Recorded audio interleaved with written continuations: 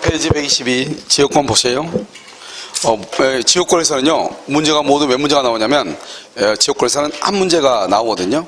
그런데 이제 예전에는 거의 문제가 잘 안 나왔던 파트죠. 근데 요즘은 이제 문제가 보통 이제 2년 연속 나오고 한 번 정도 쉬고 이 정도죠. 그 다음에 지역권에 나온 문제는 문제가 딱 정형화되어 있어요.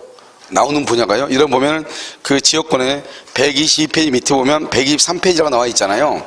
이 123페이지에 나와 있는 이 부분만 잘 보면은 무조건 여기서 한 문제가 나오는 것이죠. 이 한 페이지에 있어요.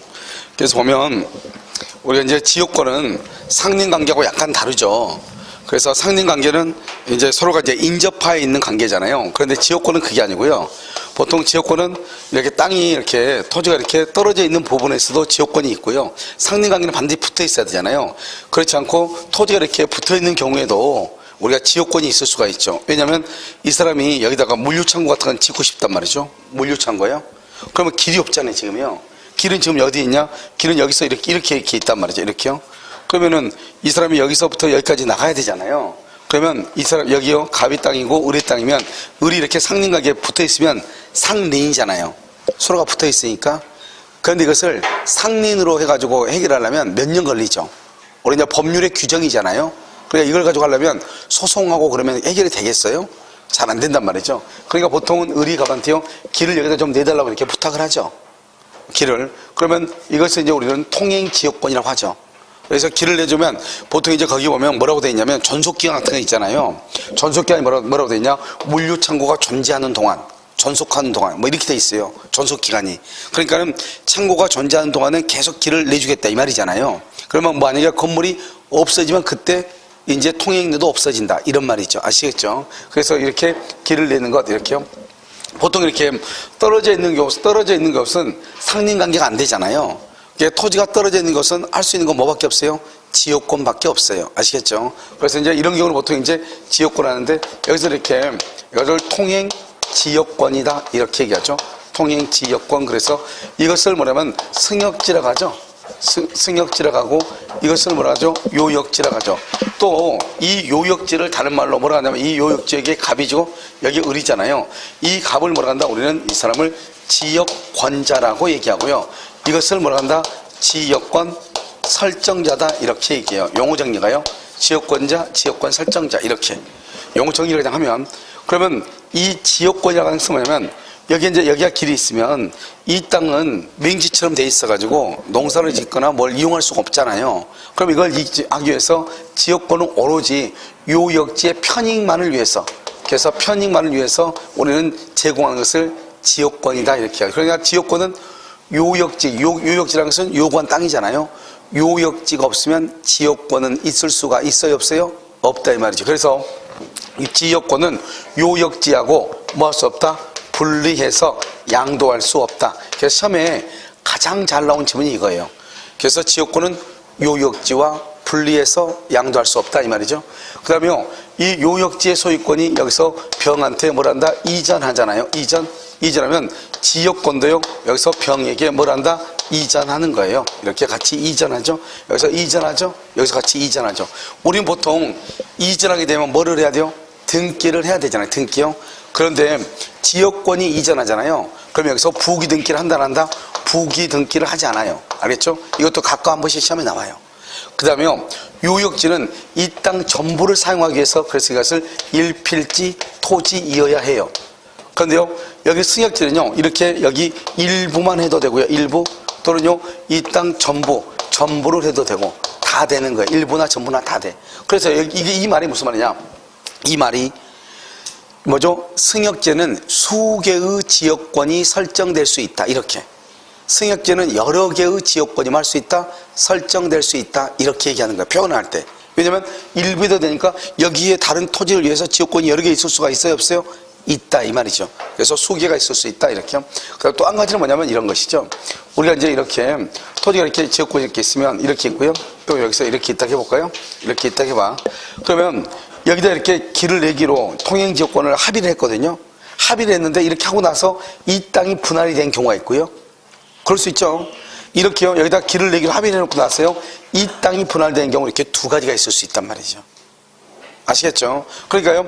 여기 땅이 분할된 경우가 있고 여기 땅이 이렇게 분할되는 경우가 있죠. 그냥 요역지가 분할이 되면 이때 어떻게 하면 각각의 토지 땅을 위해서 각각의 땅을 이용하기 위해서 통행지역권을 이용할 수 있는 거예요. 그 다음에 이렇게 이제 그래서 어떻게 하죠? 분할되면요 통행지역권에 대해서 등기를 할 때 이 토지 전부를 위해서 등기를 해야 돼요. 그 다음에 여기 같은 경우는요 일단 여기다 이렇게 통행지역권이 있는데 나중에 이 토지가 분할된 거예요. 그럼 어떻게 해야 돼요? 이 갑이라고 하는 사람은요 각각의 토지를 이용을 해야지 여기를 걸어 나갈 거 아니에요. 알겠죠? 지역권이 있고 난 다음에 분할됐으니까 그럼 어떻게 하죠? 이 갑은요 분할된 각각의 토지 위에 지역권을 할 수 있다, 행사할 수 있다 없다? 있다. 알겠죠? 생각해보면 간단하죠? 여기요 이 토지 전부를 위해서 지역권을 설정하고 그랬어. 아직 등기가 되기 전에 토지가 분할이 된 거예요. 그러면 각각의 토지를 위해서 뭘 할 수 있다? 등기를 할 수 있다 없다? 있다. 이런 말이에요. 알겠죠? 자, 그 다음에요. 여기서 이게 이제 하나의 챕터. 그럼 여기서 보면 통행지역권이죠. 우리가 이제 통행지역권을 시효 취득할 수 있느냐, 이게 문제죠. 그런데 지역권을 뭐를 하지 않죠? 점유하지 않죠? 우리가 지역권은 뭐예요? 점유 플러스 뭐를 해야 돼? 등기를 해야 되는데 여기는 지역권은 뭘 하잖아요? 등기를 하지 않잖아요. 그래서요 이 지역권의 경우는 뭐 한다? 항상 여기요 계속되고 표현된 이런 말이 나와. 계속되고 표현된. 그래서 몇 년이다? 20년. 그 다음에 뭐를 해야 된다? 등기를 해야 돼요. 이건 이제 너무나 당연히 이 조건이 붙어 딱 통행지역권만. 두 번째는요 여기서 세 가지의 요건이 딱 있어요. 세 가지. 첫 번째요 요역지 소유자. 그럼 요역지 소유자가 누구죠? 요역지 소유자가 갑이죠. 갑이 승역지 상에 이렇게요 승역지 위에 이 말이죠 통로를 개설을 해. 통로를 개설해요. 요역지 소유자가 승역지 상에 통로를 개설해. 이 3박자가 맞아야 돼요. 알겠죠? 이렇게 했을 때 이것을 통행지역권이고 통행지역권은요 유상이에요. 유상. 아직 우리 시험에 안 났어요. 다른 국가 혹시 났는데 유상이다. 아직 시험에 안 났다 이 말이죠. 그 다음에 여기서 또 한 가지 하나 굳이 중요하다면 요역지를 어떻게 해야 돼요? 적법하게 점유해야 돼요. 적법하게 점유를 해야 돼요. 적법 점유 이렇게요. 요역지를 적법 점유한다 이렇게. 이것을 우리는 뭐란다? 통행지역권이다 이렇게 얘기를 해요. 통행지역권 이렇게요. 자, 그 다음에 이제 또 한 가지 뭐냐면 불가분성이라고 하는 것이 있거든요. 불가분성이요. 나눌 수가 없다 이 말이잖아요. 불가분이요. 그럼 뭐를 나눌 수가 없느냐? 이걸 이제 보면은 이런 것이죠. 우리가 이제 여기 이제 요역지가요. 갑하고 을하고 병하고 세 사람이 공동으로 점유하고 있죠. 세 사람이요. 그런데요. 여기 을의 토지 있죠. A가 승역지죠. 여기는 통행지역권이 이렇게 있는데요. 이 갑하고 을하고 병이 통행지역권을 취득하는 것하고 상실하는 것하고 이렇게요. 이런 우리가 이제 권리라고 하는 것이 있잖아요. 권리라고 하는 것은 취득하는 게 좋아요? 상실하는 게 좋아요?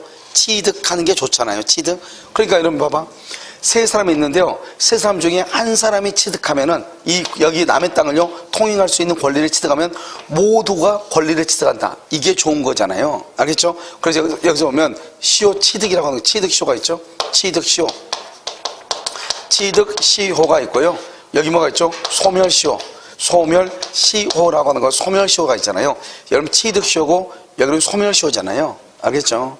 그럼 취득시효 소멸시효 그러면 여기는 취득이죠. 취득은요 어떻게 한다? 1인 한 사람이 취득하면 뭐 다른 공유자도 취득한다 이 말이죠. 그런데 여기서 소멸은요 한 사람이 소멸하면 모두가 소멸한다 그러면 너무나 억울하잖아요. 소멸은 없어지는 거니까 되도록이면 소멸해야 돼요? 안 해야 돼요? 안 해야 되죠. 그러니까 어떻게 되죠? 갑을병이 있으면 여기 때는 소멸은 더디게 해야 되겠죠. 그러니까요 전원에게 소멸시효가 완성돼야 전원이 소멸을 해야 소멸한다 이렇게. 전원이 소멸해야 소멸한다 이렇게 해야 되겠죠. 그럼 이제 봐봐요. 반대로 가요. 소멸은 나쁘잖아요. 그런데 소멸되는 것을 중단시키는 것은 좋아요 나빠요? 좋은 거잖아요. 그래서 여기서 뭐가 나온다? 소멸시효의 중단, 소멸시효의 중단 이렇게 있고요. 여기는요 취득이요. 취득시효의 중단 이렇게 있단 말이죠. 여기는 취득시효의 중단, 여기는 소멸시효의 중단 이렇게요. 알겠죠? 그러니까요 소멸을 중단시키는 것은 한 사람이 중단시키면 다른 사람도 중단된다. 아시겠죠? 여기요 취득을 중단시키는 것은요 한 사람이 중단하면 취득이 중단되는 것이 아니고 어떻게 한다? 전원이 중단돼야 중단된다 이 말이죠. 아시겠죠? 그래서 이것을 가지고 이제 얘기하는 것이 알겠죠?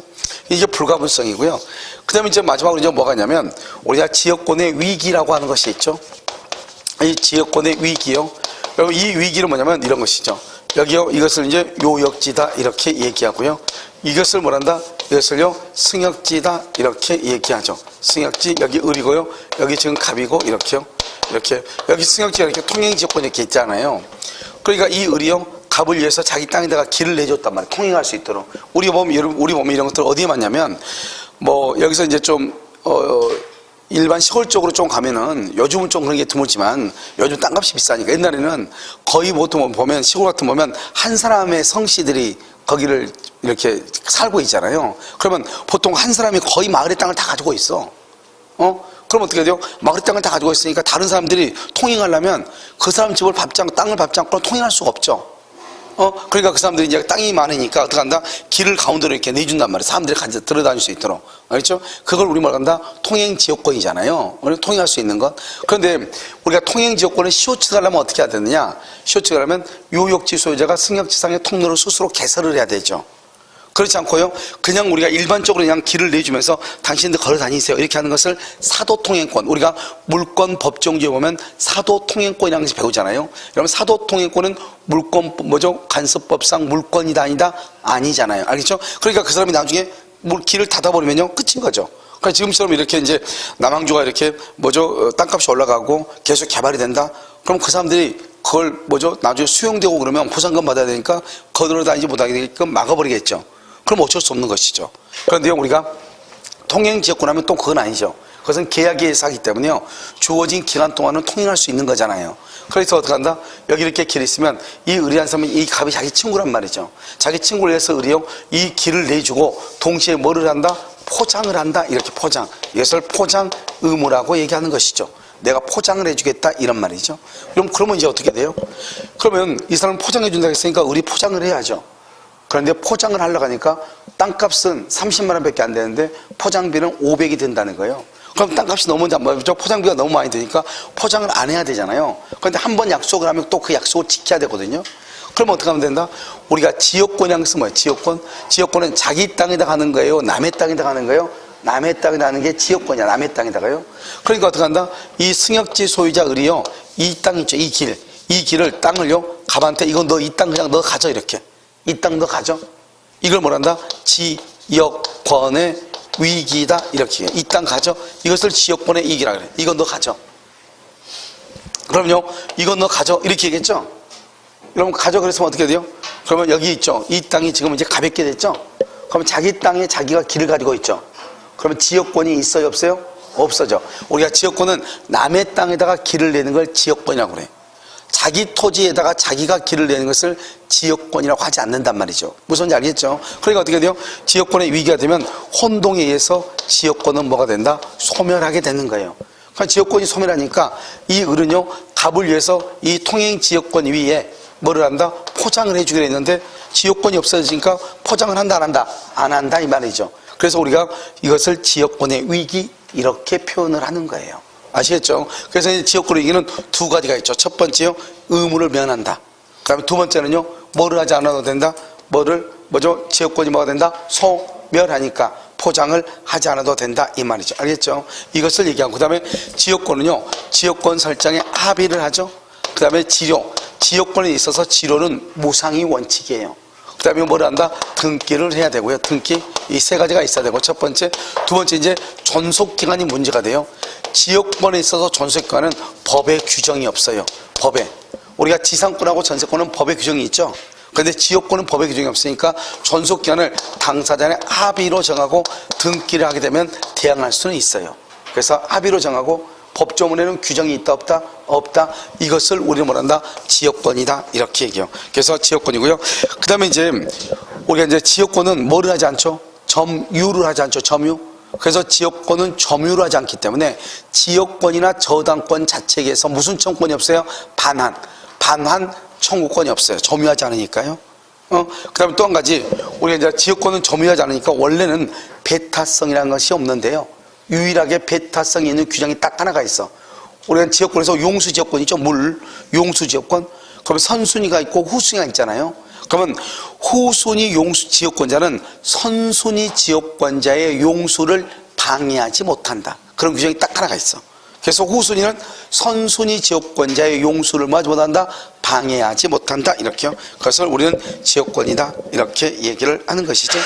자, 그래서 여기까지가 이제 지역권인데요. 지역권은 굳이 이렇게 문제가 볼 것은 많지 않고요. 여기 법정 가져왔어요? 법정을 한번 봐봐요. 자, 법정을 어디를 보시냐면, 자, 페이지 23페이지. 법정의 페이지요, 23. 봤죠? 자, 법정을 정리해요. 자, 23페이지. 보셨나요? 자, 맨 위에요. 291조. 맨 위에 지역권자는 줄고요. 일정한 목적. 거기를 줄고. 일정한 목적. 291조. 맨 위에 줄었어요. 거기다가 목적의 비한정성. 이렇게. 목적의 비한정성. 여기 왜 안 쓰죠? 이거 근데 그 책 집에 있으세요? 아, 그래요? 자, 지역권자는요, 일정한 목적을 위하여 이렇게 됐죠? 그 일정한 목적을 뭐라 한다? 목적의 비한정성이라고 얘기해. 여기 봐봐. 우리가 전세권은요, 용도에 쫓아서 사용해요. 전세권. 지상권은요, 공작물이나 수목만을 위해서 해요. 근데 지역권은요, 그런 말이 지금 있어 없어? 없죠. 목적이 한정되어 있지 않다. 목적의 비한정성이다. 이렇게 얘기하는 거예요. 그 다음에 목적에 타인의 토지 줄고요. 타인의 토지를 뭐란다? 승역지라고 얘기해요. 승역지. 자기 토지 줄고요. 그것을 요역지라고 얘기해요. 요역지. 그래서 타인의 토지를 자기 토지 편익에 이용하는 권리예요. 자, 부정성이요. 지역권은요. 요역지 소유권에 부종하여 이전 동그라미요. 이전 거기다가 부기 등기 X요. 부기 등기를 하지 않아도 된다 이 말이죠. 알겠죠? 그 다음에 요역지에 대한 소유권 이외의 권리 목적이 된다. 그러나 다른 약정이 있을 때는 그 약정이 따른다. 이렇게요. 2번 지역권은 이거 아주 중요해요. 별 하나예요. 지역권은 요역지와 분리하여 양도하거나 다른 권리의 목적을 하지 못한다. 이것은 지역권이 딱 나오면요, 무조건 한 개 지문이 나오는 거야. 무조건. 기본적으로 그냥 지문이 하나 나와. 알겠죠? 이것을 뭐라 한다? 지역권이다. 이렇게 얘기해요. 자, 293조는요, 토지 공유자 1인은 줄고요. 1인. 지분에 관하여 그 토지를 위한 지역권 또는 그 토지가 부담한 지역권을 줄고 소멸 동그라미 소멸하게 하지 못한다. 한 사람은 소멸을 못해. 아까 말했죠. 우리가 권리는 취득은 쉽지만 소멸은 어렵게 한다고 그랬죠. 그래서 이제 우리가 지역권에서 항상 문제가 지문에 나오는 것들 중에 하나가 292조의 제2항하고 293조의 1항이요. 알겠죠? 그 다음에 2번은요. 이 항은 토지의 분할이나 토지의 일부 양도의 경우에는 지역권은 요역지의 각 부분을 위하여 또는 승역지의 각 부분에 존속한다. 그러나 지역권이 토지의 일부에만 관한 것일 때는 다른 부분은 그러하지 아니한다 그랬는데, 이건 뒤에는 볼 필요 없고 그 위에 봐봐요. 토지의 분할이나 토지의 일부 양도의 경우는 지역권은 요역지의 각 부분을 위하여 승역지의 각 부분에 존속한다. 이 말이죠. 아까 이거 했었잖아요. 저기서 했었는데, 여기 지금 이렇게 해가지고 지역권이 이렇게 통행지역권이 있단 말이죠. 그런데 이 요역지가 일부가 분할됐어. 이 상태에서요. 그러면은요, 이 지역권은요, 여기 이 부분만이 아니고 이 부분하고 이 부분하고 각각의 부분을 위해서 지역권이 존재한다 이 말이죠. 알겠죠? 다시 한번 읽어보면 거기요, 토지의 분할이나 일부 양도의 경우는 지역권은 요역지의 각 부분을 위하여, 봐봐, 이게 요역지잖아요. 요역지의 각각의 부분을 위하여 지역권이 존재한다 이 말이죠. 됐죠? 그럼 이번에 봐봐. 이번엔 이 토지가 여기가 분할됐어. 여기가 분할됐어. 그럼 어때요? 승역지의 각 부분 위에 그렇게 돼 있나요? 그래서 승역지의 각 부분에, 승역지의 각각의 부분에 존속한다 이 말이죠. 알겠죠? 그 다음에 지역권의 취득이 아니죠. 지역권은 계속 줄 것이고, 그 다음에 표현 줄 것이고, 245조의 규정이죠. 그럼 245조의 규정은 뭐죠? 써요. 거기 20년 플러스 등기예요. 20년이 지나고 뭐를 해야 돼요? 등기를 해야 돼. 등기. 자, 등기 법조 한번 보세요. 자, 봐요. 그 다음에 294조는요, 295조요. 취득과 불가분성이라고 되어 있나요? 이것은요, 1항은 너무너무 잘 나오죠. 1항. 페이지 23페이지. 지금 295조 제1항. 공유자의 1인 동그라미. 지역권의 취득 동그라미. 한 사람이 취득했죠. 그러면 다른 공유자도 취득하는 거예요. 취득은 쉽게 해야 되니까요. 그 다음에 2항은요, 점유율이란 지역권에, 그 다음에 줄고, 취득 기간의 중단 줄고요. 여기서 취득 동그라미, 중단 동그라미요. 취득 중단은 지역권을 행사하는 모든 공유자에 대한 사유가 아니면 효력이 없다. 여기서 취득을 중단하면 모든이 중요하죠. 모든. 그러니까요, 취득을 중단하는 것은 나쁜 거잖아요. 그러니까 한 사람이 중단하면 안 되겠죠. 모두가 중단돼야 중단된다 이 말이에요. 그럼 이해되셨죠? 자, 그 다음에 296조는요. 요역지가 수인의 공유일 때 1인 동그라미 1인 지역권의 소멸시효의 중단 또는 정지 거기까지 줄고요. 그 다음에 지역권의 소멸할 때 소멸 동그라미 중단 동그라미 정지 동그라미 그때 중요한 키워드는 1인이에요. 그러니까 여러분요 295조의 제1항하고 296조도 시험에 아주 잘 나와요. 알겠죠? 그래서 1인이죠. 1인이 소멸시효를 중단하죠. 다른 공자를 위하여 효력이 있다 이렇게. 자, 297조 용수죠. 용수지역권이라고 되어 있잖아요. 용수지역권의 수량이 부족하죠. 여러분 수량이 부족하면 땅에다가 농사 짓는 데 먼저 써야 돼요. 집에 사람이 사는데 먼저 써야 돼요. 사람이 사는 데죠. 그러니까 먼저 어디 한다. 먼저 가용에 공급하고 가용. 알겠죠? 그 다음에 다른 용도 해야 되는 그건 당연한 거죠. 그 다음에 이양 시험에 좀 가끔 잘 나오죠. 승역지에 수개의 용수지역권이 설정될 때는 그 다음에 줄고 후순위 지역권자는 선순위 지역권자의 용수를 방해하지 못한다. 이 말 중요해요. 아시겠죠? 자, 298조로 봐봐요. 298조를 보면 우리가 계약에 의하여 승역지 소유자가 자기의 비용으로 지역권자의 지역권 행사를 위하여 공작물의 설치 또는 수선의 의무를 부담할 때 이렇게요. 그러면 특별 승계인도 의무를 부담한다 이렇게 그냥 그렇게 읽으면 되고, 그 다음에 299조 승역지의 소유자는 지역권에 불리한 부분의 토지 소유권을 지역권자에게 위기 동그라미 위기다 써요. 혼동으로 지역권 소멸 이렇게요. 혼동으로 지역권 소멸 이렇게 지역권자에게 위기하여 부담을 면할 수 있다. 알죠? 부담을 면한다. 그럼 부담을 면하려면 위기해야 되고 위기하면 혼동으로 지역권은 뭐가 된다? 소멸한다 이 말이죠. 자, 300조는요. 승역지의 소유자는 지역권의 행사를 방해하지 아니하는 범위 내에서 지역권자가 지역권의 행사를 위하여 줄고요. 승역지에 설치한 공작물을 사용을 해요. 그럼 봐봐. 요역지 소유자가 설치한 공작물을 승역지 소유자가 사용하면은 남이 설치한 것을 사용하려면 여러분 어떻게 해야 돼요? 돈을 내고 사용해야 돼요? 그냥 사용해야 돼요? 돈을 내고 사용해야 되겠죠? 그래서요, 이 항의 두 번째 줄 봐봐요. 설치 보존의 비용을 분담. 설치나 보존의 비용을 분담해야 돼요. 무슨 말인지 알겠죠? 뭐를 해야 된다? 분담. 이렇게요. 자, 214조 줄고요. 214조는 방해 제거 및 방해 예방 청구권이에요. 214조는 방해 제거 및 방해 예방 청구권이에요. 이것은 지역권에 준용한다 이 말이죠. 알겠죠? 옆줄 긋고요. 반환 청구권 X요. 우리가 지역권은 뭐가 없어요? 반환 청구권이 있다 없다 이 말이죠. 여러분 특수지역권은요 줄고요. 어느 지역의 주민이요 주민. 어느 지역의 주민. 우리가 예전에 보면요 시골에 보면 마을들 있죠. 그 마을들 보면 공통적으로 뭘 가지고 있죠? 토지 같은 걸 가지고 있다. 마을이요. 마을의 토지. 알겠죠? 그때 이제 얘기하는 거예요. 어느 지역의 주민 이렇게요. 그 다음에 세 번째 쪽 가운데 봐봐요. 관습에 의하는 왜 이렇게 됐죠? 관습 동그라미요. 그래서 여기 특수지역권에도 뭐가 있다? 관습이라는 말이 있다. 이 정도만 알면 돼요. 아시겠죠? 여기가 이제 지역권이고, 지역권은요, 여러분요, 강의를 듣는 것도 아주 중요하지만, 실제적으로 이 지역권은 뭐냐면, 여기 법조문이 있죠? 법조문이 아주 잘 되어 있어요. 알겠죠? 그래서 거의 지역권은 법조문의 범위 내에서 시험에 나와요.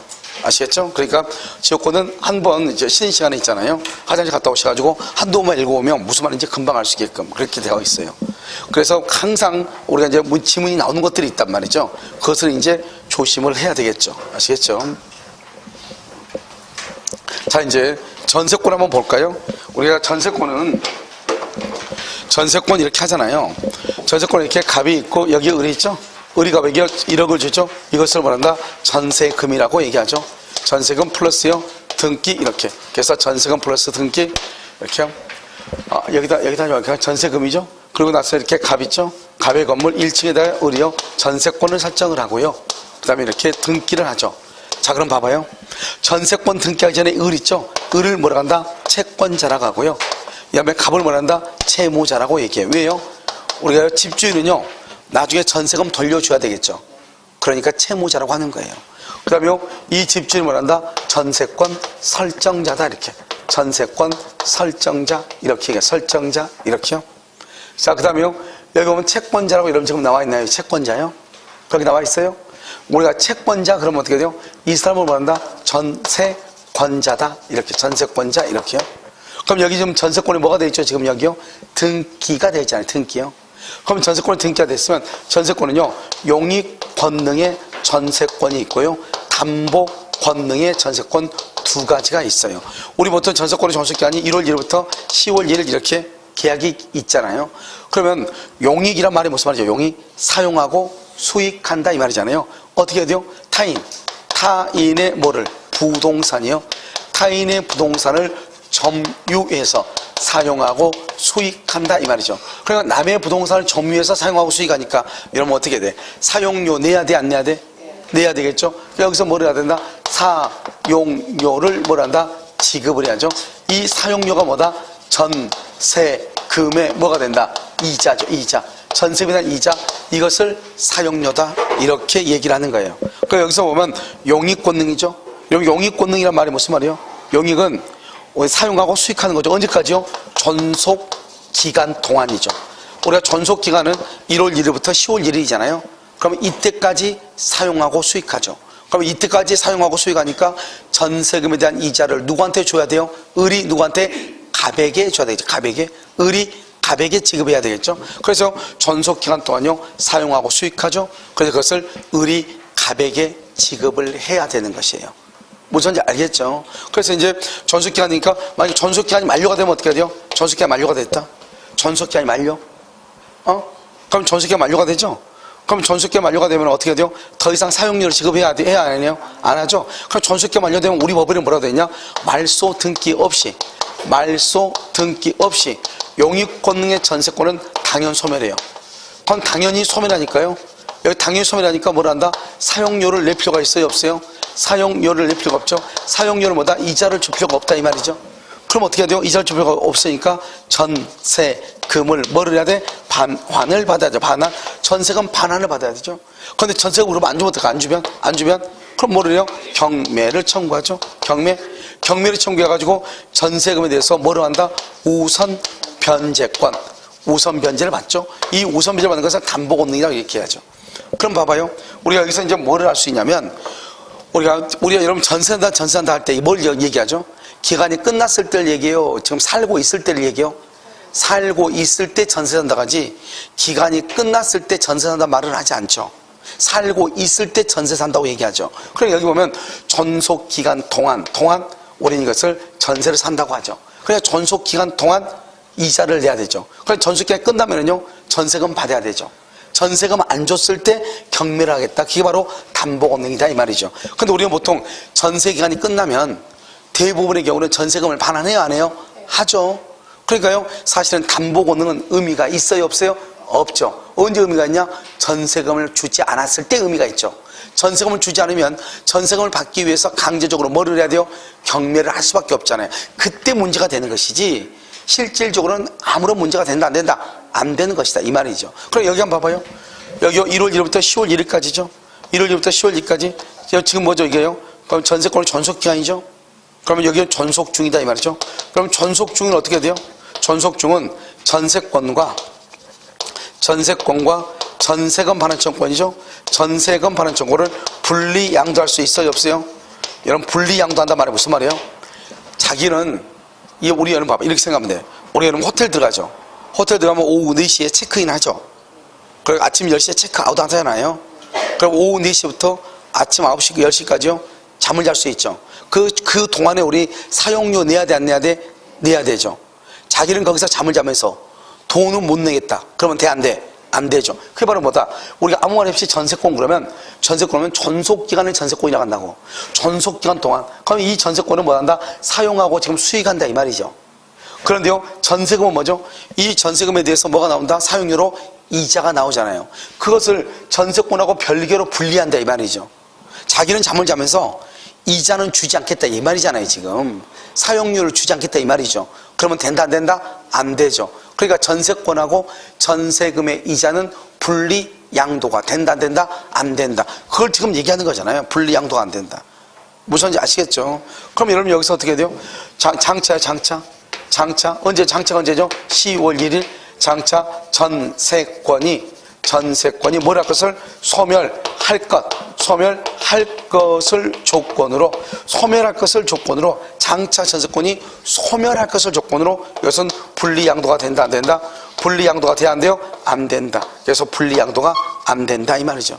장차 전세권이 소멸할 것을 조건으로 분리는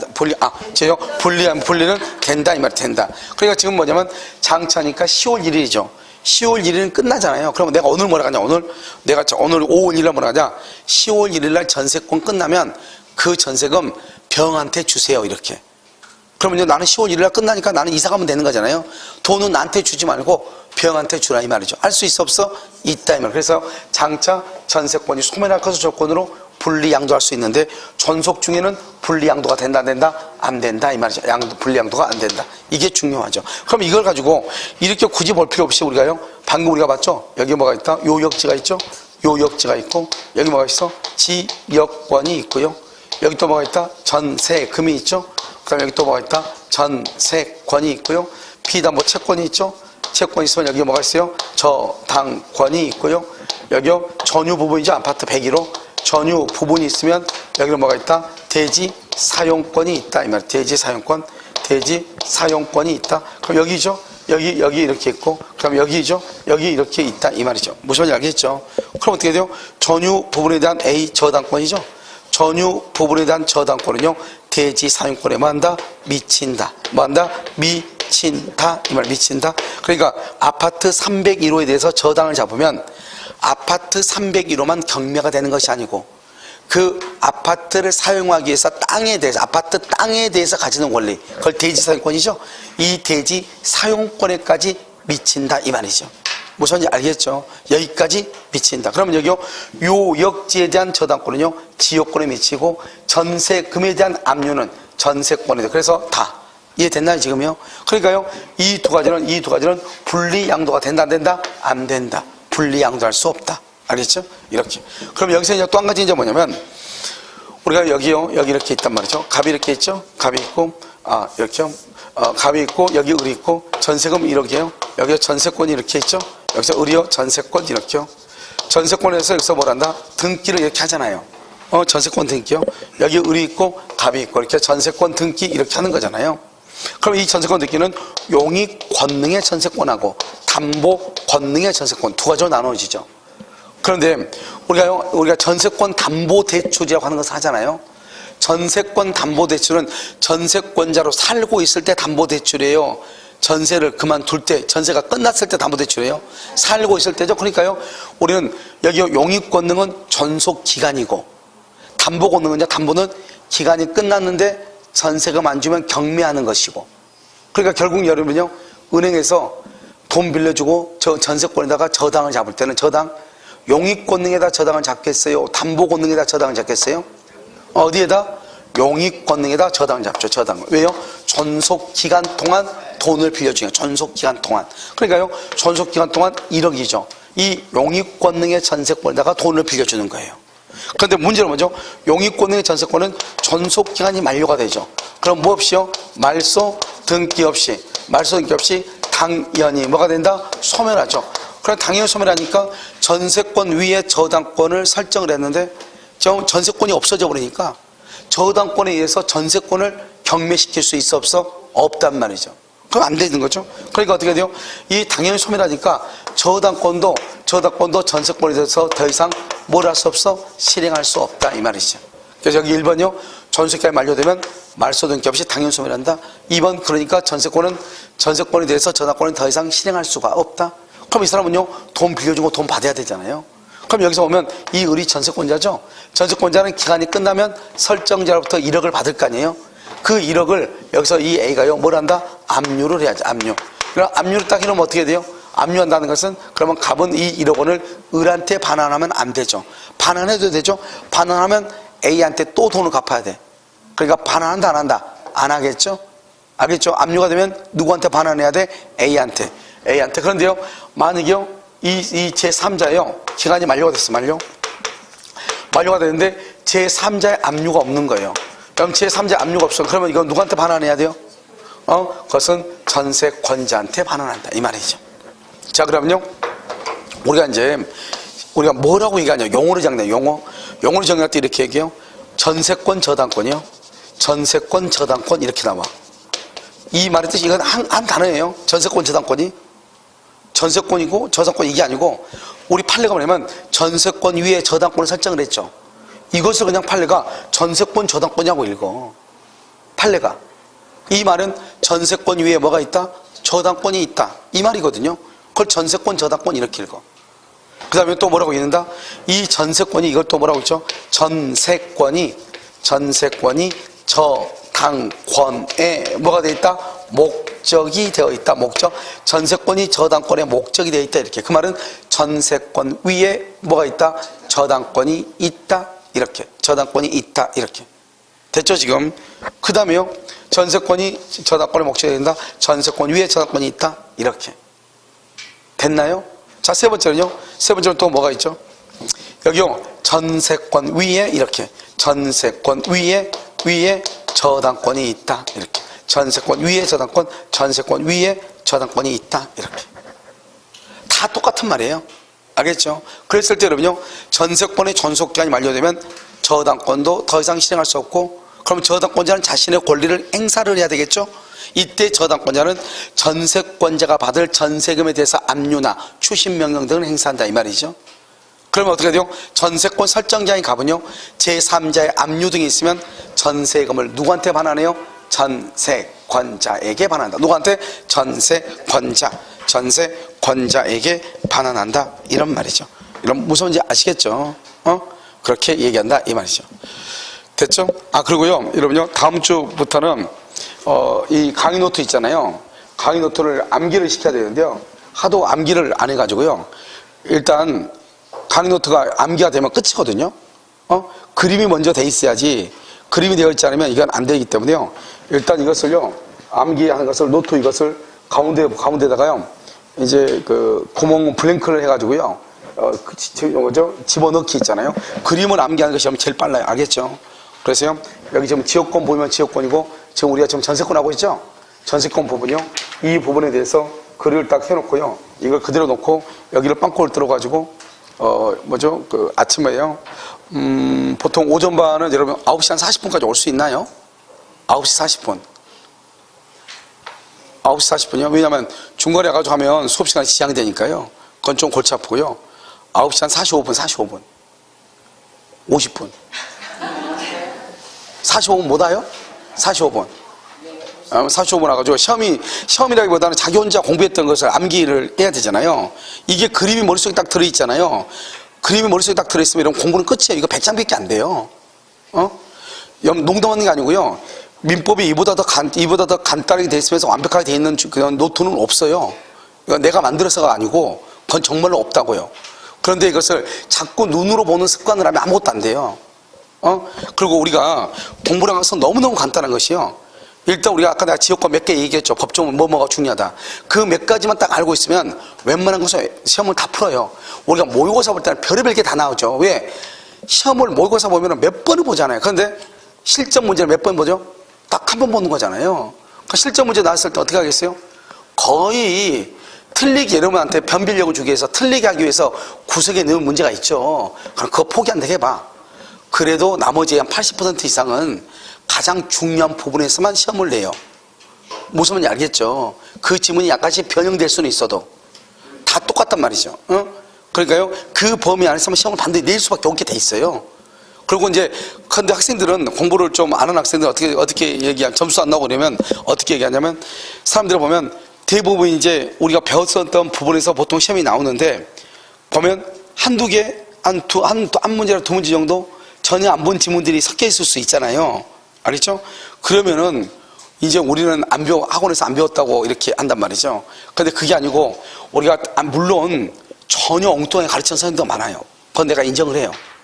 보면은 뭐라고 막 얘기하는데 시험하고 전혀 맞지 않는 거. 알겠죠? 이런 게 있죠. 그것은 내가 인정을 하는데, 그렇지 않고는 우리가 어떻게 해야 되냐? 가장 중요한 것은 뭐냐면 메모리예요. 메모리. 알겠죠? 머릿속에 뭐예요? 집어넣는 거예요. 여러분요, 머리가 정말 좋으면요, 강의 들을 필요 없어요. 책 그냥 드립대 그냥 암기하면 돼. 무슨 말인지 모르고. 알겠죠? 무슨 말인지 몰라도 암기하면 되는데, 머리 좋으면 그냥 드립대 암기하면 된다니까요. 응용은 나중에 문제고, 실무는 나중에 문제고, 일단 뭐는 할 수 있어? 합격을 할 수 있잖아요. 그리고 공중에서 문제지만 5권 정도 사가지고, 그냥 드립대 그냥 넣고 그냥 문제지 그냥 다 외우려면 되죠. 우리 공무원 시험 공부하는 애들 보면 막 급하니까 그렇게 하는 애들 많거든요. 그런데 사실 그렇게 하기에는 너무나 위험 부담이 많이 따르죠. 그리고 그것이 단기화되지 않으니까, 그래서 우리가 이제 강의를 듣는 건데, 강의를 듣다 보면 한 가지 단점이 뭐냐면 타성에 젖는다는 거예요. 그냥 앉아가지고 있다가 그냥 가면은 되고, 안 가면 불안하고, 이틀 빠지면요, 이거 내가 어떻게 해야 되지? 불안하고. 그리고 우리 시댁에서 모처럼 한번 와가지고 밥 먹자 갔는데요, 밥 잘 먹고 있으면서 계속 어떻게 해야 돼요? 이 시간에 내가 공부하고 있지. 평소는요, 집에서 잠만 자면서. 알겠죠? 꼭 누가 부르면요, 불안해. 아니, 수험생은 다 그래요. 수험생은. 집에서 좋은 일 있어가지고, 누가 오니까 와서 용돈도 받아가고 이렇게 하라. 이렇게 고시 공부하면 그런 게 있거든요. 그런데 갔다 오면 좋은데, 용돈 받는 것을 받을 때는 좋아. 왜요? 이제는 또 뭐를 할 수 있고, 책도 사고, 뭐도 하고, 뭐도 다 하는데요. 근데 이제 오는 과정에서, 이건 내가 왜 갔지? 이 생각이 막 드는 거예요. 그건 나중에 문제인 거예요. 알겠죠? 그건 뭐 수험생이 생각은 제가 다 아는데, 그건 필요 없고, 공부는 저는 항상 현실적으로, 실질적으로 해야지, 형식적으로 하는 거 정말 안 좋아한다. 그러니까 우리가 보면, 다른 데 보면 학원에 보면 독서실 있는 데 있거든요. 다 좋죠, 독서실. 독서실에서 공부해가지고 합격했다는 사람 거의 들어본 적이 없어요. 알겠죠? 학원에 있는 독서실 있잖아요. 보면 거의 99% 앉아있죠. 독서실에 있는 사람들 보면 같이 아는 사람끼리 이렇게 앉아가지고 얘기하고, 왜냐면 그 사람들 불안한 거예요. 그런데 학원에 있으면 안심이 되는 거예요. 알겠죠? 그래서 내가 얘기해요. 스트레스 하기 싫으면 하고 나서 푹 자라고. 자고 가면은요, 강의는 안 들어도 안심이 돼요. 왜? 하고 났다고. 그런데 여러분요, 집에서요, 소파 위에서 누워서 잤다 일어나봐. 얼마나 불안한지 몰라. 내가 지금 뭐 하고 있는지, 지금. 뭘 해야 되는데, 학원 갔어야 되는데. 알겠죠? 차라리 똑같은 잠이라도 학원에서 하는 게 편하단 말이죠. 그건 뭐 수험생의 입장이니까. 알겠죠? 그런데 그렇게 하면은 나중에 10월 26일 다 뽀록 나잖아요. 그러니까 이걸 지금 여러분 1차가 중요하죠. 1차가요. 중요하기 때문에 그래서 할 수 있는 방법은 강제적으로 공부를 해야지 되는 거예요. 강제적으로. 그래서 하는 것을 이게 100페이지니까요. 이걸 짧은 기간 안에 해야 되거든요. 짧은 기간. 그래서 몇 페이지씩 이렇게 해가지고요. 일주일에 하면은 하루에 한 장 정도씩 암기할 수 있잖아요. 그래서 한 5페이지에서 6페이지 정도, 5페이지, 6페이지, 그래서 5페이지 정도 이렇게 시험을 봐볼까 생각 중이에요. 짧은 기간 안에. 교수님, 저 그림 말고요, 밑에 있는 거를 시험 보는 거는? 밑에 있는 거요? 밑에 있는 거, 밑에 있는 것은, 밑에 있는 것을 보려면 어떻게 하면 되냐면, 뭐 똑같은데, 지금 여기 보면 자료는 지금 여기 있는 거 2개가 다 다른 데서 얘기하면 안 되는데.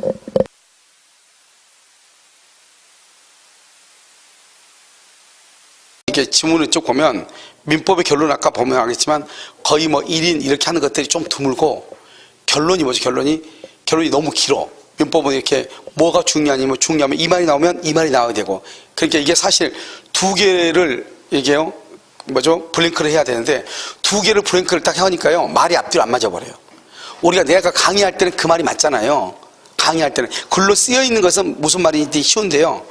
블랭크를 가운데 해가지고 해버리면 앞뒤로 글이 안 맞으니까 말을 읽을 수가 없는 거예요. 그런데요, 다른 공법이나 다른 중기사법 선생님 하는 걸 보니까 그분들은 가운데가 뭐 몇 년이고 뭐고 이렇게 하는 게 정확하게 딱딱 들어가더라고요. 그게 됐는데 민법을 딱 하니까 지금 강의를 지금 거의 다 했거든요. 해가지고 지금 막 다른 데서 한번 서비스를 하긴 할 건데 특강을 해가지고 그렇게 해달라고 했는데 뚫으니까 있잖아요. 앞뒤로 말이 나는 알죠. 나는 아는데 일반 학생들이 이걸 봐가지고 이게 무슨 말인지를 읽어가지고 대답을 해야 되잖아요. 이게 사실 잘 안 돼요. 알겠죠? 저분 얘기하는 것도요, 들고 생각해보고 내가요, 이따 해놓은 것을 한번 보고, 알겠죠? 다른 데서 강의한 게 있거든요. 그걸 해놓은 것을 한번 줄 테니까 한번 봐보세요. 이게 만만치는 않는 것 같아요. 만약에 차라리 그냥 OX로 해버리면, OX로 하면은 간단한데요. 그렇지 않고 이렇게 암기를 시키기 위해서 무슨 말을 정확한 단어를 알아야 되잖아요. 그 정확한 단어를 다는 게 중요하기 때문에 그 단어를 암기시키기 위해는 이게요, 그 지문을 가져가기는 정말 좀 무리예요. 해보니까 나는 알아. 나는 내가 냈으니까 아는데 구멍을 딱 뚫어놓고 딱 보니까 글씨가 글이 문장이 연결이 전혀 안 돼 버리니까. 알겠죠? 근데 다른 과목들은요 다 그게 되더라고요. 중개사법원이 아니라서. 알겠죠? 자, 이거 보시고 그다음에요.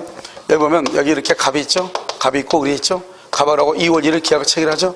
갑은 2월 1일 아니 2월 1일 잔금 날짜죠? 잔금 날짜면 갑은 을한테 뭐를 줘야 돼요? 전세금을 줘야 되죠? 을은 갑한테요. 목적물을 뭘 한다? 인도하고요. 그다음에 뭐를 해야 돼요? 말소에 필요한 서류, 말소 서류를 줘야 되죠. 그러면 전세금하고요, 목적물의 인도 플러스 말소 서류, 이 두 가지가 무슨 관계예요?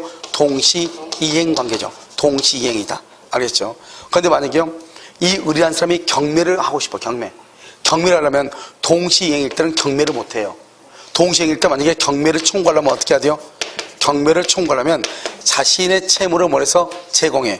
자신의 채무를 뭘해서 제공해서, 1번 제공해서, 그 다음에 상대방한테요, 전세금 달라고 해, 전세금. 근데 전세금 안 줘요? 안 줘요. 이것을 뭐란다? 2번 이행지체라고 그래. 이행지체.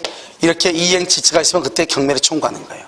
그러니까요, 우리가 동시이행일 때 경매를 청구하기 위해서는 먼저 자신의 채무를 제공해서 전세금 달라고, 전세금 안 주면 그걸 이행지체라고 그래.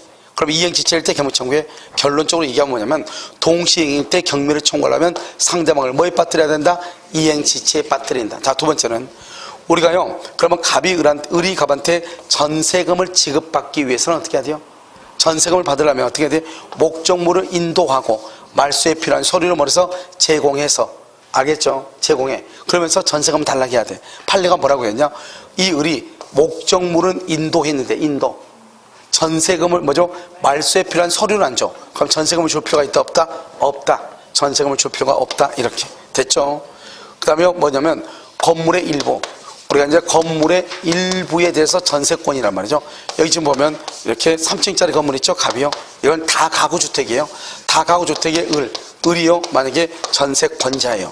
을이 전세권자. 그러면 건물의 1층에다 전세를 잡았잖아요. 그런데 여기요, 여기 A죠. A라는 사람은 저당권은요, 이 저당권은 일물 일권이에요. 일물 일권주의니까 건물 전부에 대해서 저당을 잡아야 돼. 그런데 전세권은요, 건물의 일부에 대해서 전세할 수 있죠. 이게 차이가 있죠. 그러니까 만약에요, 저당권자가 경매를 하면은 건물 전부를 경매를 하는데요, 전세권자가 경매를 하면요, 1층만 경매를 해야 돼. 이해됐죠, 지금? 왜냐하면 전세권은 뭐죠? 전세권은 물권이잖아요. 물권은 뭐다? 사람이요. 사람이 뭐를요? 물건을 뭐 할 수 있다? 지배할 수 있다. 그래서 사람이 물건을 지배할 수 있다. 이렇게요. 여기서 사람이 물건을 지배할 수 있다. 그런데요, 이 물건이 몇 층이죠? 1층이죠. 그럼 여기요, 1층을 뭐 할 수 있다?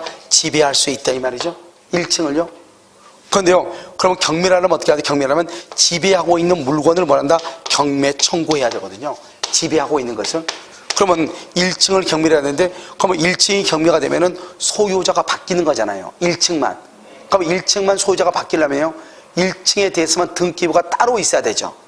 1층에 대해서만. 그러니까요, 이 1층을 말한다, 별도로 등기부를 만들어서 경매를 해야 돼. 쉽다, 어렵다? 어렵죠. 갑이 그렇게 해준다, 안 해준다? 안 해주죠. 그러니까 보통 이런 경우는 경매를 못 해요. 그럼 우리가 이런 건물 3층짜리 건물에 1층에 전세 살고 있죠? 등기 다 돼 있죠? 경매돼요? 절대로 안 돼요.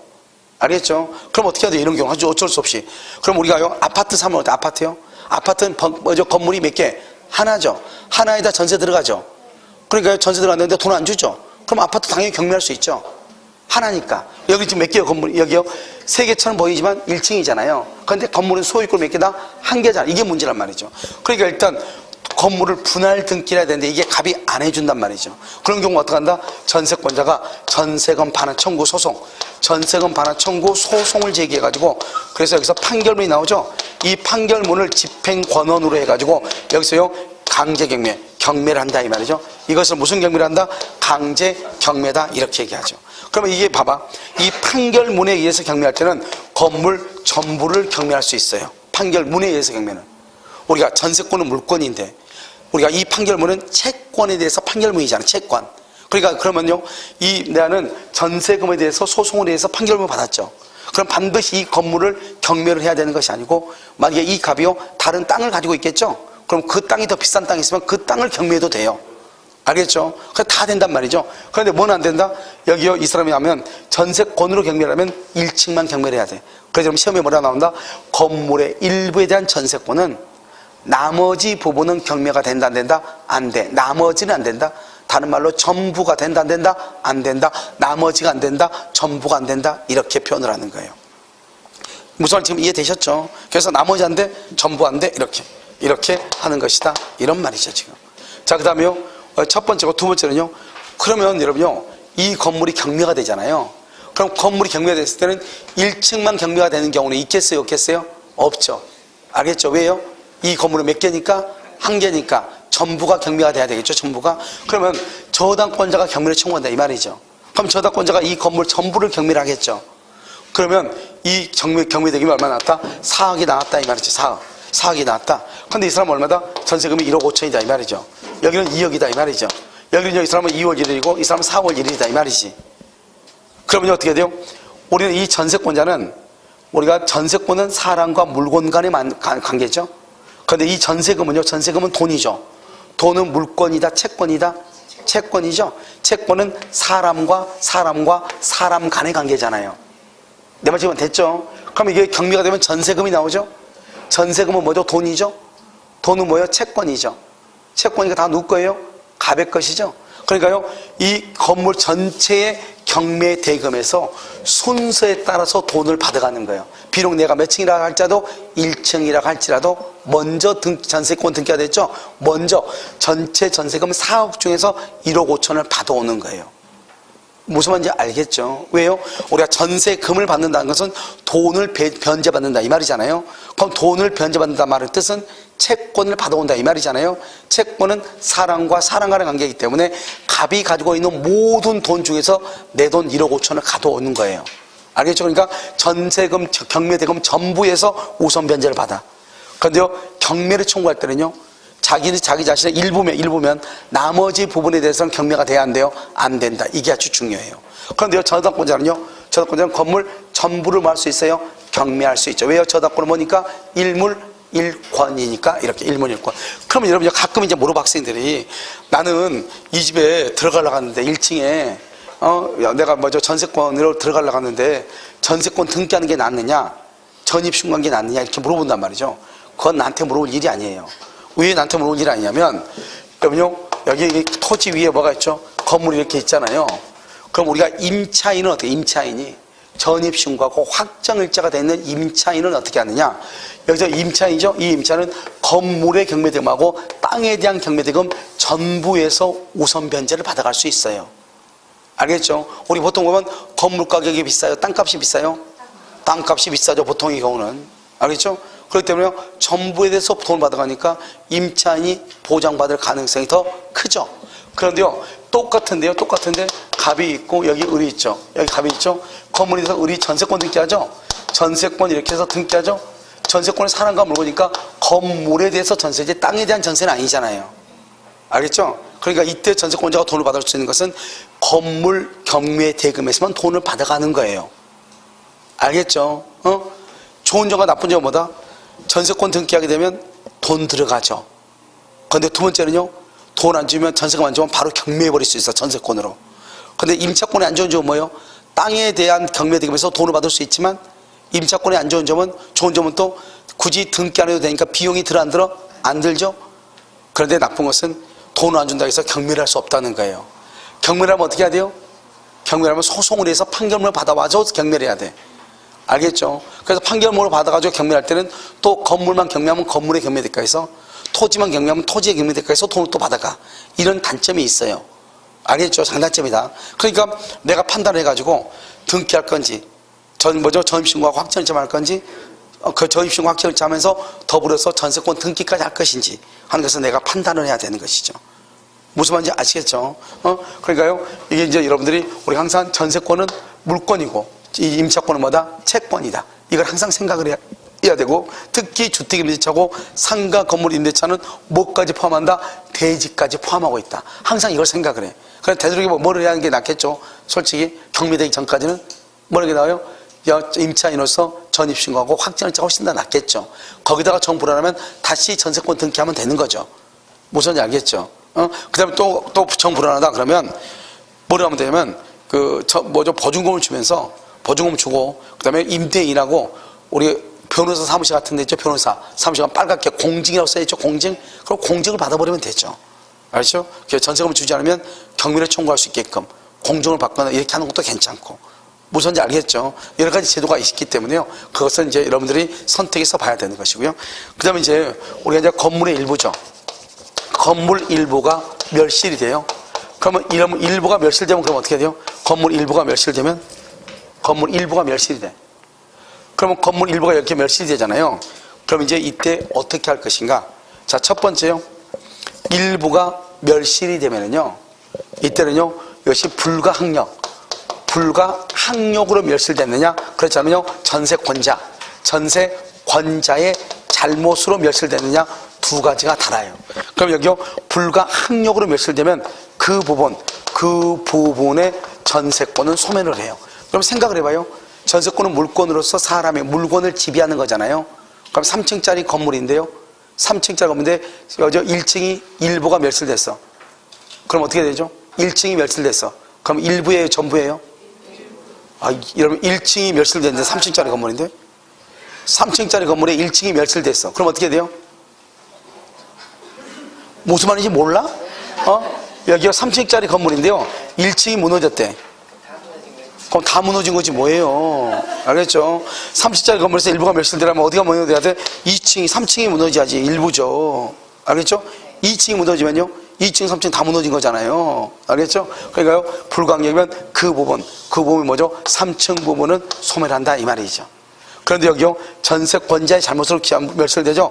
그러면 전세권자는 손해배상 책임을 해야 돼. 무슨 책임을 진다? 손해배상 책임을 진다 이 말이죠. 이게 이제 여러분요.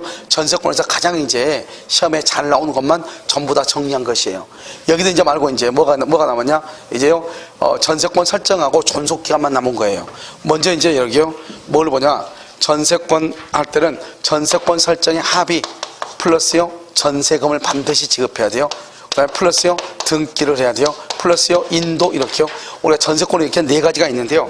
인도는 요건이 아니에요. 그러니까 인도를 하지 않아도 전세권은 등기만 하면 돼. 반드시 전세금을 줘야 되고 전세금을 주지 않는다는 약정을 하면 무효가 되고 전세권 등기가 없으면 그것을 민법에 있어서 물권법의 전세권을 하지 않고 채권적 전세라고 해서 그것은 임대차하고 동일하게 봐요.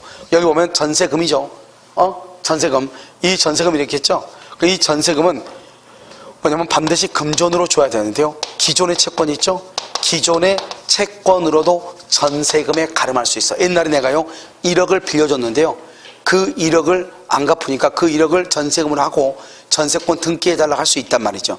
문제는 뭐냐면 인도는 요건이 아니죠. 뭐가 문제가 되냐? 작년에 문제 나왔죠. 이 사람이 2월 1일이요 전세금 1억 주고 전세금 주고 여기다가 등기를 했어. 등기해서 전세금 주고 등기했어. 2월 1일날 알겠죠? 그럼 여기요 3월 1일이죠. 3월 1일 날이요. 여기 2월 1일 전세금 주고 등기했죠. 그럼 여기요 3월 1일이죠. 3월 1일 날은요. 여기서 저당이 들어왔어요. 여기 4월 1일이요. 4월 1일. 그러면 4월 1일은 여기 저당 들어왔죠? 그럼 4월 1일 이 사람이요. 전세권의 존속기간이 시작돼. 존속기간이 여기서부터 시작이 돼. 이제 이 사람이 여기 이사 들어왔다 이면 이사. 전세권자가. 그래가지고 이 집이 여기 경매가 되는데 저당권자가 따지는 거예요. 이 사람이 여기서 2월 1일 전세권을 알고 등기가 돼 있어도 실제로 이 사람은 4월 1일 날 이사가서 시작됐다. 그때부터 인도를 받았다 이 말이죠. 알겠죠? 그래서 이 사람은 4월 1일이다.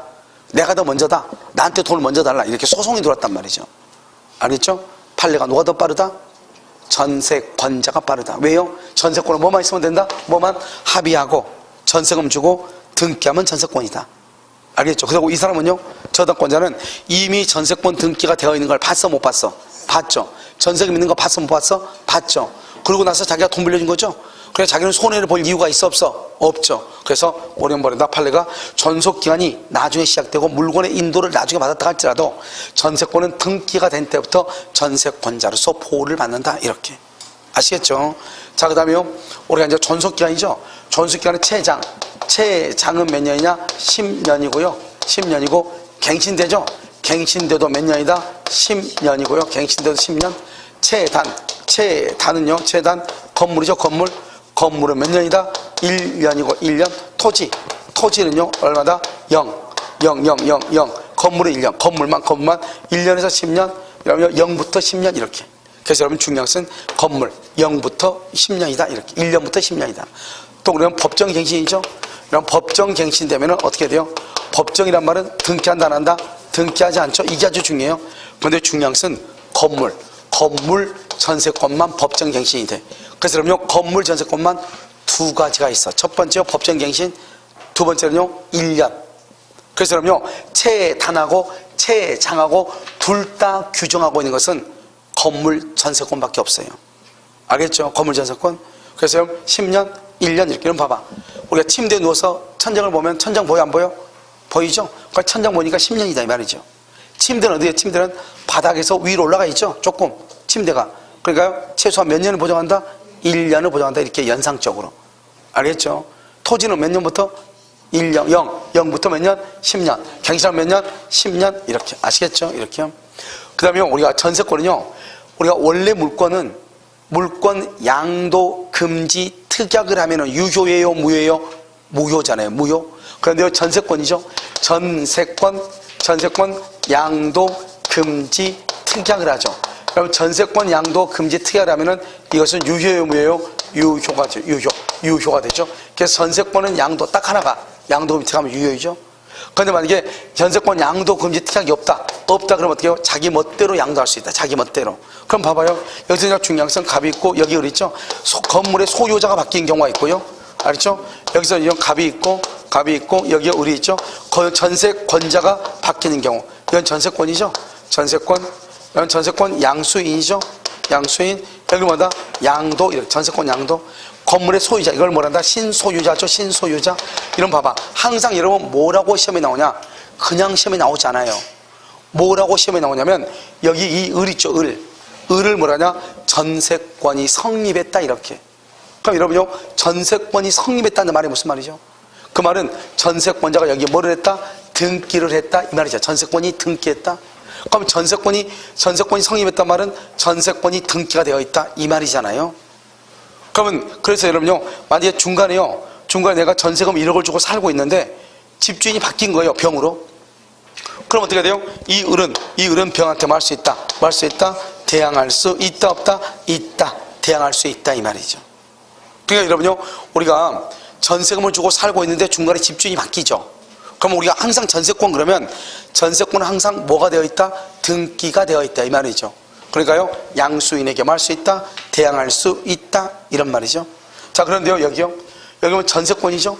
전세권자가 바뀐다. 그러면 전세권자가 이러면 우리가 항상 조심해야 될 게 월세죠. 임대차를 살다가 내가 중간에 나가고 싶어. 그럼 집주인이 뭐라 하죠? 집주인이 뭐죠? 전세금 보증금 내준 사람도 있지만 내주지 않는 사람도 있잖아요. 내가 중간에 나가고 싶으면 어떻게 해야 돼요? 그건 임대인의 동의를 받아야 돼. 집주인의 동의를 받아 승낙을 받아야 된단 말이죠. 그래서 내가요 다른 사람한테 임대를 주고 나갈 수가 있죠. 그런데 전세권은 똑같이 우리가 잠을 자는 거지만 임대하고 전세권은 전혀 다르다고요. 그러면 전세권의 경우는 어떻게 해요? 전세권은 무조건 되는 것이 아니고 여기서 이렇게 돼 있잖아요. 전세권이요. 그럼 어떻게 돼요? 전세권의 경우는 이 갑이라고 하는 사람이 설정자죠. 집주인이 건물주가 설정자죠. 이 설정자에 뭐가 필요가 없어요? 동의가 필요가 없어. 동의가. 설정자의 동의를 받지 않고 무조건 전세권을 양도할 수 있어요. 그러면요 집주인은 전혀 모르고 있는 상태에서요 지금 전세 사는 사람이 바뀌었잖아요. 그래도 아무런 문제가 없는 거예요. 그런데 우리는 무조건 중간에 전세 살다가 중간에 나가고 싶으면 꼭 주인한테 전화해가지고 나가도 되냐 물어봐. 그럼 주인이 뭐라고 그래요? 안 된다고 얘기하죠. 알죠? 그럼 못 가요? 그건 아니에요. 안 된다고 얘기하려면 어떻게 해야 돼요? 처음에 전세 계약을 할 때 전세권을 양도를 금지한다고 약속을 하고 등기할 때 그걸 등기를 해야지 대항할 수 있어요. 알겠죠? 그러면 전세권 등기부를 딱 봐야 되겠죠? 등기부를 딱 봤더니 아무 말이 없어. 전세권 등기만 돼 있고 전세금 얼마로만 돼 있고 아무 말이 없단 말이죠. 그러면 양도 금지란 말이 없죠. 그러면 이 을은 자기 멋대로 전세권을 병한테 넘길 수 있단 말이죠. 그러면요 갑이라는 사람은 그러면 전세금을 누구한테 줘야 돼요? 자기한테 묻지도 않고 했잖아요. 전세금을 누구한테 줘야 돼? 병한테 줘야지. 병한테. 알겠죠? 왜요? 등기부에 전세권 등기가 누구 앞으로 돼 있어? 병 앞으로 되어 있잖아요. 그러니까 병한테 전세금을 지급해야 되는 것이에요.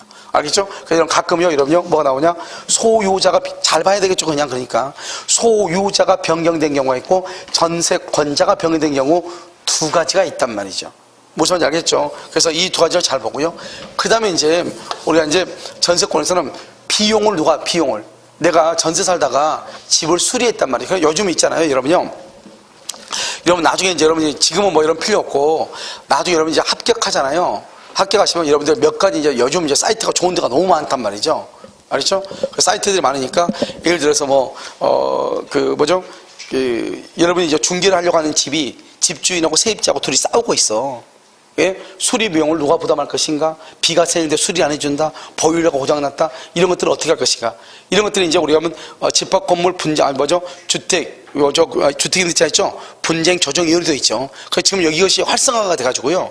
지금 얼마 전에요. 내가 한번 들어갔더니 서울시 있죠. 서울시에 벌써 보니까 거의 한 80건, 100건 가까이 가요. 주택임대차 분쟁 조정위원회에서 조정을 했더라고요. 그러니까 예전에는 그런 일이 있으면 소송을 해야 되잖아요. 소송을 하면 너무 힘든 거 아니에요. 그러니까 그것을 조정을 통해 가지고 이렇게 간단하게 해결을 하고, 그 다음에 이제 우리가 과연 내가 여러분요, 이게 누구한테 물어볼 데가 없단 말이죠. 그럼 이런 경우는 어떻게 해야 될 것인가? 그러면 요즘은 이 질문하면 바로바로 답이 와요. 그래서 보면은 우리가 뭐 상가 같은 데 있죠. 상가 뭐 서울시에서 운영하는 건데 뭐 눈물 흘리지 마세요인가? 아무튼 뭐 비슷한 그런 사이트가 있어요. 알겠죠? 그래서 그런 사이트에 딱 통보를 안 보죠. 질문을 바로 올리잖아요. 그럼 좀 이따가 거기에 해당하는 그 해당 담당 그 공무원이요, 바로 거기다 댓글을 달아줘요. 알겠죠? 나는 이렇게 돼 있는데 그러니까 내가 어떻게 하면 좋느냐. 근데 이런 보통 보면 누구한테 가서 물어보냐? 아무것도 모르는 법무사한테 가서 물어봐. 이런 법무사는 아무것도 몰라요. 알겠죠? 농담하는 게 아니고. 그 사람들이 어떻게 하겠어요? 그 사람들 법을 전공한 사람이 아닌데. 알겠죠? 그런데 그 엉뚱하게 얘기하니까 법무사 말 듣고 이제 임대인이 잘못 상담을 받으면 법무사한테 들었으니까 맞다고 생각하고 우격다짐하고, 또 임차인 또 잘못 상담 받으면 임차인 또 우격다짐하잖아요. 그러면 안 되고, 이러면 어떻게 하면 되냐? 그런데 보면 사이트들이 잘 돼 있어요. 아주 정비가 아주 잘 돼 있어요. 알겠죠? 그래가지고 지금 내가요, 어제도 한번 들어가서 봤더니 이 집합건물 분쟁 조정위원회에서 서로 이제 세입자하고 임대인하고 조정하는 사례들이 있잖아요. 이런 사례들이 쭉 나온단 말이죠. 그럼 그런 사례들이 쭉 나오면 나한테 유리한 사례를 딱 클릭해가지고 그것을 복사해가지고 이렇게 됐더라, 이렇게 조정이 됐더라는 것을 제시를 하면서 조정을 유도하면 되는 거죠. 알겠죠? 그러니까 요즘은 이제 소송을 하면 돈 드는 거 다 아니까 그렇게 한단 말이죠. 그런 것들이 이제 주로 다 되는데, 여기서 이제 가장 이제 월세나 전세를 살 때 가장 문제가 되는 게 뭐냐? 비용의 문제란 말이죠. 보일러가 고장났을 때. 알겠죠? 이게 어떻게 할 것인가. 그래서 이거 보면요, 우리가 이제 필요비하고 뭐가 있죠? 필요비하고 유익비가 이렇게 있단 말이에요. 필요비하고 유익비가요. 필요비는 뭐죠? 보존하는 거죠. 유익비는 뭐죠? 계량시키는 거죠. 이런 법 내가요, 뭐를 하냐면 식당을 하고 싶어요. 식당을 하는데 앞이 샤시가 너무 옛날 샤시여가지고 너무 지저분해 보인단 말이죠. 그럼 주인의 허락을 받아서 알루미늄 샤시를 새로운 샤시로 이렇게 바꿀 수가 있단 말이죠. 교체했죠? 그걸 우리는 뭐란다? 유익비라고 얘기한단 말이죠. 또는요, 그것을 부속물로 또 해석하는 사람도 있어. 부속물. 그럼 어떤다? 부속물로 해석이 되면 그건 나중에 매수 청구를 하면 되는 거죠. 알겠죠? 만약 이것이 유익비다, 비용의 문제이다, 그럼 그것을 청구할 수 있어야 되잖아요. 알겠죠? 그러니까 그것을 유익비가 기록합니다. 여기 보면 지상권자 있죠? 지상권자가 있고요. 지금 우리가 보면 전세권자죠? 전세권자가 있고, 그 다음에 월세 사는 임차인이 이렇게 있잖아요. 무슨 말인지 알겠죠? 그럼 이러면 어떻게 해야 돼요? 여기는 필요비는 청구를 못하는 거예요, 여기는. 그런데 임차인은 필요비를 청구할 수 있죠? 유익비는 다 청구할 수 있죠. 항상 유익비는 뭐죠? 목적물을 뭐를 해야 돼요? 계량하고, 가치가 뭐를 해야 돼요? 현존. 이게 가장 큰 기죠. 그래서 여러분 시험에 뭐라고 나오죠? 필요비는 목적물을 계량하고 가치가 현존한다. OX, X란 말이죠. 반드시 유익비만 계량하고 현존한단 말이죠. 필요비는 현재 상태를 유지하게 들어가는 거예요. 이런 거 보면 우리가 자동차에 보면 불스 원샷 이거 집어넣죠. 불스 원샷. 유재석이 메뚜기 선전하고 있잖아요. 그러니까 그 메뚜기가 선전하는 그 불스 원샷 집어넣죠. 그것은 필요비겠어요? 유익비겠어요? 유익비요? 유익비라고 하면 물건이 계량되고 이렇게 해야 되는데, 실제로 우리가 그 계량된 것을 우리가 알 수는 없고, 실제는 때가 끼는 것을 방지하는 거잖아요. 그러니까 현재 상태를 뭐한다? 유지하는 것이죠. 그래서 필요비라고 볼 수 있겠죠. 필요비. 무슨 말인지 알겠죠? 그래서 이런 것들이요, 지상권자, 전세권자. 그래서 임차인은 필요비를 청구할 수 있고, 그러면 임차인이 필요비를 청구한다는 말은 필요비를 누가 부담한다는 거예요? 임대인, 집주인이 부담하죠. 그래서 여러분요, 우리가 월세, 임대차의 경우에는 벽지를 누가 발라주죠? 집주인, 임대인이 발라주죠. 그게 바로 뭐냐? 현재 상태를 유지하고 보존하는 거죠. 그것은 임대인이 하는 것이에요. 그럼 우리가 전세는요, 벽지 발라줘 안 발라줘? 안 발라줘요. 왜요? 전세에서는 피로비를 누가 부담한다? 전세권자가 집주인한테 피로비 청구 못 한다는 거잖아요. 이런 피로비 청구, 유익비 청구 이 말이죠. 피로비 청구 못 한다는 거잖아요. 그럼 피로비 청구 못 하면은 그럼 벽지는 누가 발라야 돼? 전세권자가 바른다 이 말이죠. 그래서 여러분 보면 우리 여러분 다 알고 있잖아요. 전세 들어가면은 벽지는 내가 바른다. 그런데 월세 들어가면 집주인이 바른다 이렇게 다 알고 있죠. 그럼 이런 보면은 우리가 월세하고 전세하고 어디가 더 중개하기가 더 어렵냐? 100% 월세가 어려운 것이에요. 알겠죠? 월세는 얼마 안 되는데 모든 사람들이 들어와서 다 벽지 발라달라고 그래. 집주인 입장에서는요, 7개월 전에 벽지 발라줬는데 또 발라달라고 한단 말이죠. 그렇지 않아도 너무 많이 발라가지고 방이 그렇지 않아도 좁아지고 있는데, 여러분 그렇잖아요. 계속 벽지 바르니까 뭐가 있으면 교체하다, 뭐 있으면 교체하더라. 근데 전세는요, 별 말이 없어요. 왜요? 누가 해야 돼? 자기가 해야 되니까요. 적당히 깨끗하면 그냥 들어가 사는 거예요. 그래 가끔 한 번씩 이제 안 되지만 한번 밀어보죠 한번. 그래 벽지 해주면 안 돼요. 이렇게 밀어붙여보죠. 전세는 안 되는 거 아시잖아요. 그러면 또 조용하죠. 알겠죠? 그런데 이제 그런 것들이 문제죠. 그러니까 여러분들이 이제 보면 여기 이제 왕숙지가 이제 생겨가지고 거기 인구가 도대체 얼마인지는 잘 모르겠지만 왕숙지가요. 엄청나게 큰 면적이니까 인구가 좀 되겠죠? 그 사람들이 이제 보상받으면 이제 나와야 되잖아요. 나오면 아마 여기 당분간은요, 호평이나 평내 이쪽하고 다산이나 이런 쪽이 이제 그 사람들이 어디 다른 동네로 가요?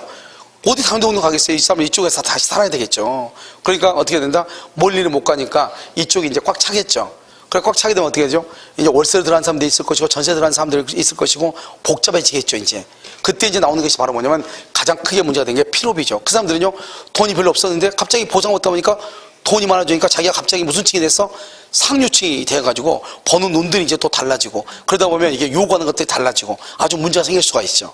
알겠죠? 그럼 뭐 그런 관계없이 앞으로도 뭐 여기요, 뭐 그러든지 말든지 또 그 사람들이 내 고객이 되죠. 왜요? 그 사람들이 가서 나중에 집을 분양받으면은 바로 사는 사람도 있지만 또 전월세 내는 사람도 엄청나게 또 많을 거 아니에요. 알겠죠? 그래서 그렇게 하는 거니까 크게 문제는 안 되고, 나중에 여러분요, 이제 올해 말에는요, 여러분 분양이 있죠. 분양을 어떻게 할 것인가 하는 것 있잖아요. 그 분양하는 것, 또 분양권 전매하는 것, 그 다음에 분양권 전매할 때 명의 변경하는 게 있단 말이죠. 여러분 쉬운 것이 아닌데, 쉬운데 그걸 잘 못해. 대부분 사람들이. 그리고 또 이 남양주에서 분양이 자주 이루어지면 사람들이 그걸 다 알고 있는데, 분양권 해봤자 여러분요, 전매 같은 거 하는 거 각 부동산에서 몇 번 안 해보기 때문에요, 사실 똑바로 그것을 해가지고 하는 사람, 서류를 다 갖추고 있는 사람 하는 사람들이 거의 드물단 말이죠. 알겠죠? 그래서 분양권 같은 거 잘하는 사람이 있으니까요, 서류 다 가지고 해가지고 한번 강의 한번 딱 들으면 돼요. 알겠죠? 강의 한번 딱 들으면 나중에 서류 그대로 가지고 있다가 나중에 명의를 어떻게 변경하고, 그 다음에 서류 우리가 무조건 하는 것이 아니고, 한번 이런 봐보세요. 지금 왕숙지가 토지거래 허가제를 묶였죠. 나중에 거기가 딱 입주가 오픈돼가지고 입주가 시작되죠. 그러면 나중에 시청이라든가 이런 데서 갑자기 급습해가지고 서류조사가 나와요. 알죠? 그러면 중요한 것은 그 서류를 어떻게, 분양권 전매했을 때 서류를 어떻게 해야 되고, 그 다음에 분양권 전매가 금지가 또 안 되는 경우가 있을 수도 있겠죠. 그랬을 때는요, 과연 어떻게 서류를, 그 사람한테 서류를 어떻게 가져오게 하고 돈을 어떻게 입금을 해야 되는가. 그 다음에요, 내가 내 돈에서, 내 통장에서 바로 출금되면은 그 돈이 어디 갔나 나중에 조사하면 다 풀어야 되잖아요.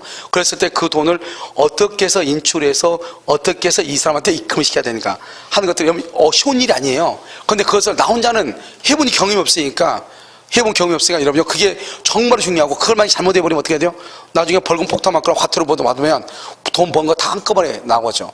알겠죠? 그래서 그런 일이 있을 수 있으니까요. 그런 것을 전체적으로 한번 사람을 데려다가요, 한번 전체적으로 그림하고 그 다음에 서류하고 완벽하게, 그러니까 여러분들이 그 서류를 딱 가지고 있다가 나중에요, 그걸 그대로 본따가지고 그대로 하면 되는 거죠. 모든 게 다 똑같으니까. 알겠죠? 그래서 그렇게 하게 할 거예요. 알겠죠? 잠깐.